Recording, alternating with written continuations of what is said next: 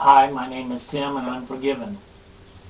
At some point in time, we're going to have to realize that some of the things that we do and say have consequences. When you're the head of a household and you make mistakes, the whole household pays. This is just the way it is. It's common sense. When you're the head of the country, what you do and say has consequences. And when you make a mistake, the whole country pays. The things that are happening in our country right now have consequences that may not be felt for 2, 3, 4, 6 years. That's the danger of actions. Sometimes the consequences are delayed and so you can continue doing what you're doing and not really realizing how you're burying yourself or your country. As far as doing the bad things, okay, also when you do the right things and you do what needs to be done, that takes time to set into motion. It's not like you turn on the faucet and you got water. You open the valve on our economy and it takes years. It takes years before the economy starts to flow like it needs to flow again. So the longer we wait, the longer it will be. The longer it will be, the more people will suffer. The more people will suffer. We're not doing things to fix the economy. We're doing things to hurt the economy. And we're destroying our defenses. Now, I said this before, and I'm going to say it again. I do not have a degree. I didn't graduate from college. I didn't go to college. I didn't like English, as you can tell. So, maybe I have no idea what I'm talking about. But if I had any authority, if I was a lawyer of any sort of self-respecting lawyer, I would start looking at the things that our president has done, and I would try to make the case, because I think the case can be made. Of course, I'm not a lawyer, but I think the case can be made that our president is endangering its citizens. And I think the intention is to do just that. I think it's intentional. I think he wants to weaken America and strengthen countries that I think he has deeper ties in his heart, at least, and I'm not talking about Kenya. When you go on TV and you say, if you hit us with chemical warfare, a chemical bomb, we will not nuke you. What are you doing? That's an invitation if I ever heard one in my entire life. That is an invitation. And the scary part is, he has the authority. We gave him that authority.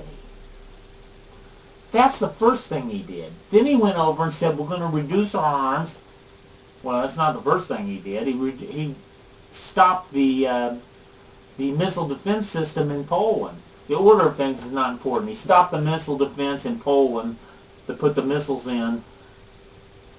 He told everyone we wouldn't retaliate, and now he's trying to reduce our arms, and he wants to make this a nuclear-free world. Well, I'm telling you what happens when in a nuclear-free world.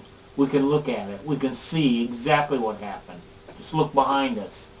What happened when Germany was not afraid? What happened when Japan was not afraid? What happened when Russia wasn't afraid? It wasn't until we made Russia fear for its very existence that it crumbled. Don't you dare compare yourself to Ronald Reagan. News media, don't you dare compare him to Ronald Reagan. What a ridiculous, ridiculous thing. If I was a lawyer, I would go for grounds of impeachment if I had that authority in any way, shape, or form in the Congress, the House, however this is supposed to start. If I would not investigate.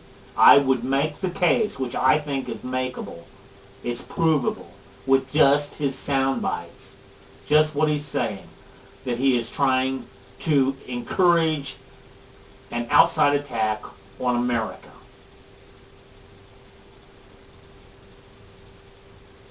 The very thing that a president is supposed to prevent.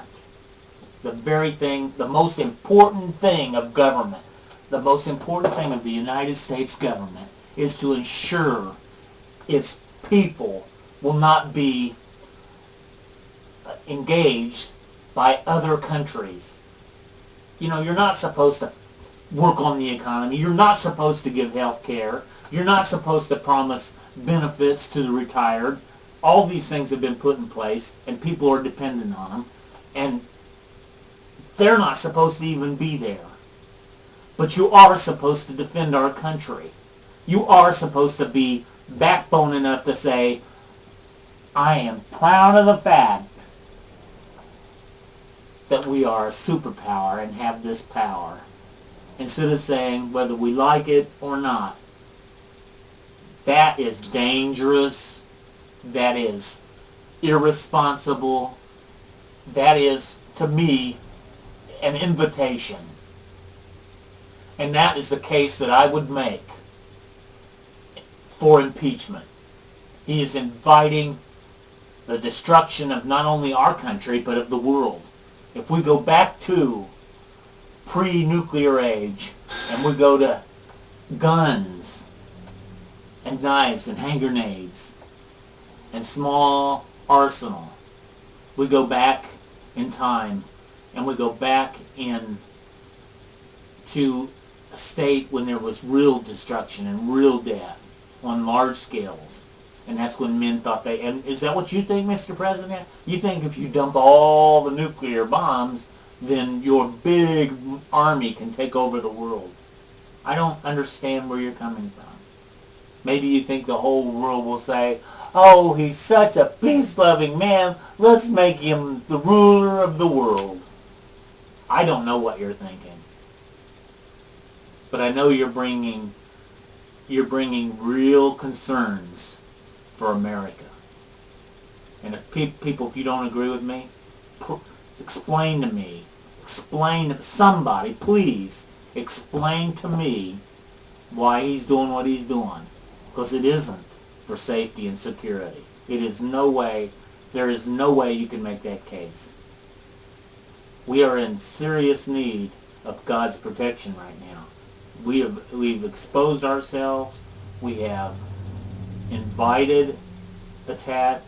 We are talking about shutting down virtually our military. We need to pray. We need to be active. We need to take control of our government. Time is of the essence.